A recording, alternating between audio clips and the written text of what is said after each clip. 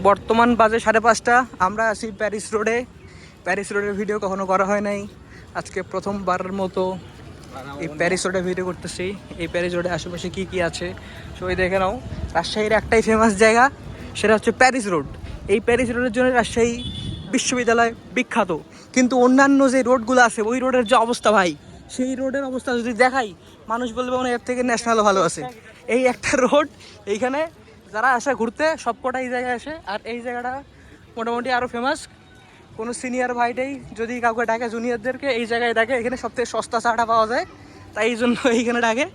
তো আজকে একটা আজাইরা ব্লগ দিয়ে শুরু করলাম প্যারিস রোডের মধ্যে।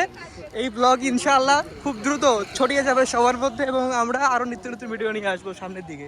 এই যে ছেলেগুলো আছে দুইজন, এরা আমার ডিপার্টমেন্টের, এদেরকে দেখা মানে আমার ডিপার্টমেন্টের সবাইকে দেখা।